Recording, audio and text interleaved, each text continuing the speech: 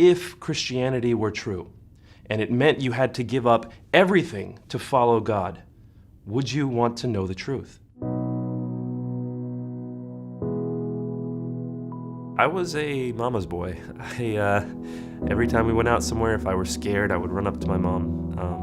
I would stay very close to her. If I were sick, I would put my head on her tummy.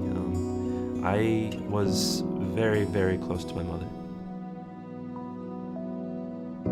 My earliest memories are of my mother every day sitting me next to her and having me put on my skull cap and showing me how to recite the Quran letter by letter. I finished the Quran when I was 5 years old, and by that time I had memorized the last 7 chapters so that I could recite them during the 5 daily prayers. To be raised Muslim in the United States was a point of pride because we believed that we had the truth.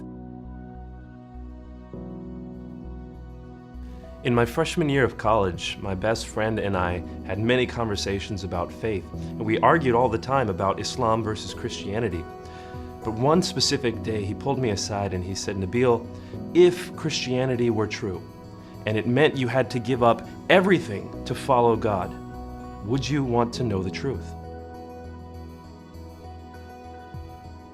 It took a long time before I was able to determine for myself, even if I lose everything, it's worth it. And when my parents did find out, it was the most painful day of my life, probably the most painful day of their lives too. And I'll never forget the look in my mother's eye. Her whole life is Islam, just like my life was, and now my whole life is Christ, and there's no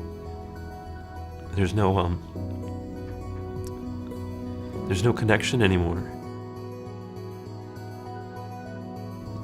But to have Christ in my life makes every loss worth it. My hope and my prayer for this book is that everyone who picks it up would draw closer to one another.